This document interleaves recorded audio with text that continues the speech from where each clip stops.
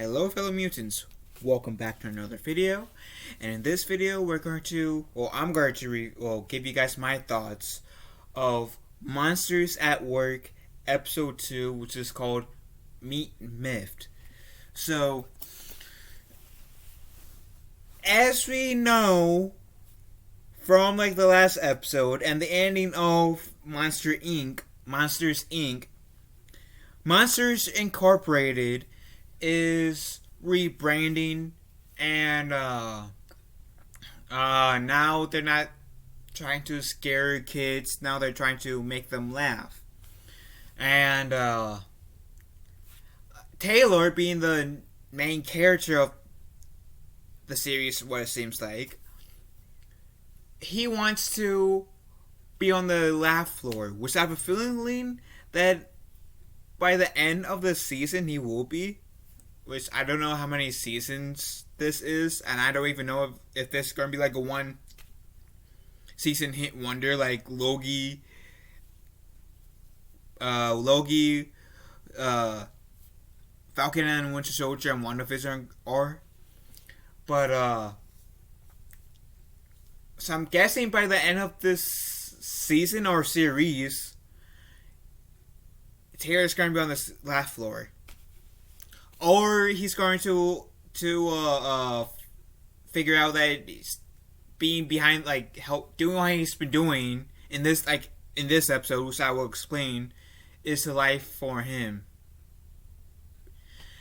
And so he gets kind of initiated into his current job, and it's explained that the job description is the monsters behind the monsters.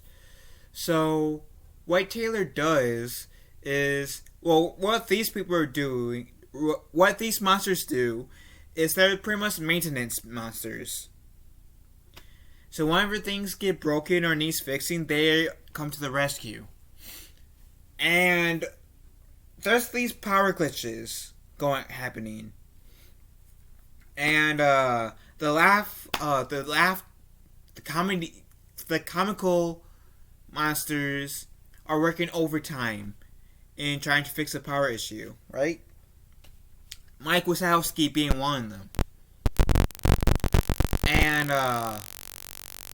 Mike Wazowski is the first, second, and fourth place person on the laugh floor.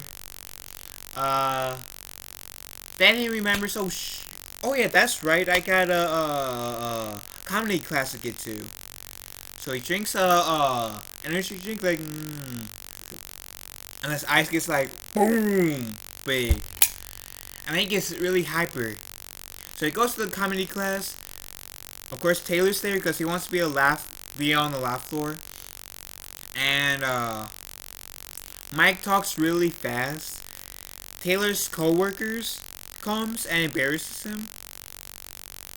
And there's this one monster that, whenever he talks, sounds like someone's farting. There's an emergency where, Mike is on Hyper Mike Wazowski tries to go into this room, make someone laugh. And the door, there's this, malfunction, right? And Taylor's team is called to action to help out. The alien, or the monster that goes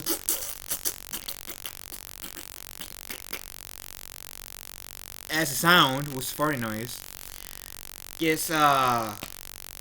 gets pulled back by the teacher because she finds him pretty interesting. She finds this monster to be pretty funny. So that monster gets held back a bit so she can test him more. And the other monsters go rush to the laugh floor, try to help Mike. And there's this crank that it's the closest thing you'll get to an action scene in this episode. So Mike not Mike. The alien with like the four eyes that's been really weird, really creepy towards Taylor. He can't pull do this wrench against this lever thing that they need to put in reversal to help Mike, because Mike at this point is stuck in a door, not by choice.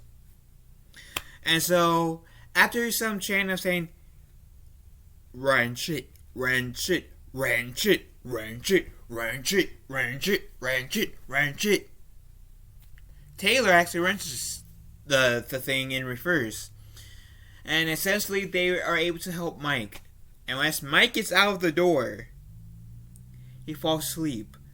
And I don't remember the girl's name, her actual name, but Mike's googly bear,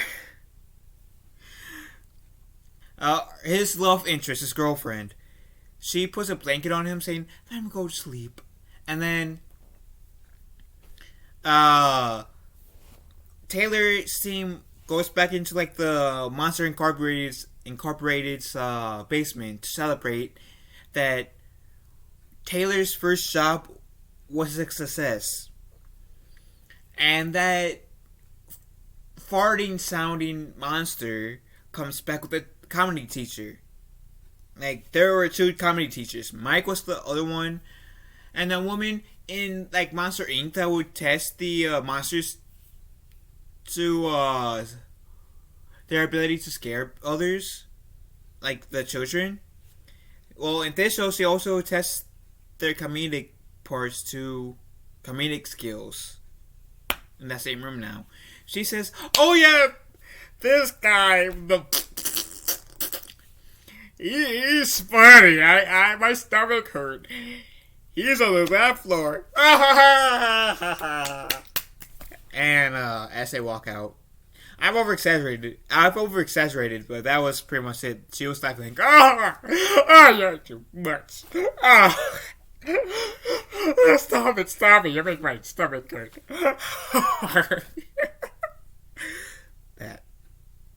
Yeah, over exaggerated. And then, they kind of get bummed out for a second. Well, not Taylor, because this is meant to be a temporary job for him. So, earlier, the lunch table was considered the desk.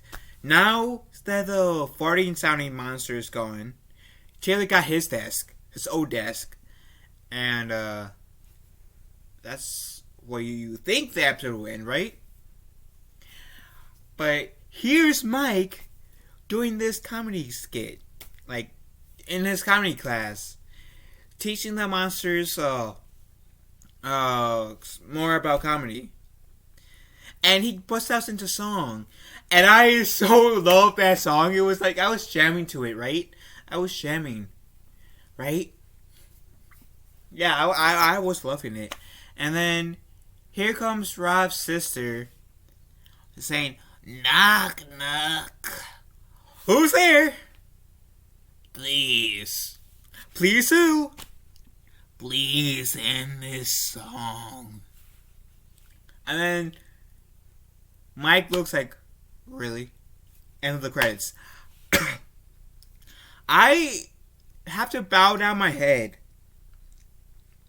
to that clerk alien. Whoever voices those clerks, the sister says, "Isowski, you haven't filed your paperwork." I have to keep my hands...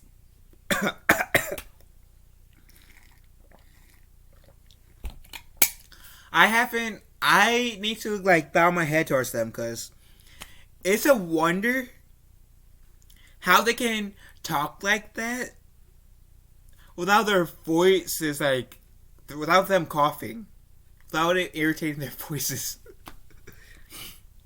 So I have to give props to that voice actress, or voice actresses, or actors, whoever, because that's really, really, really impressive stuff.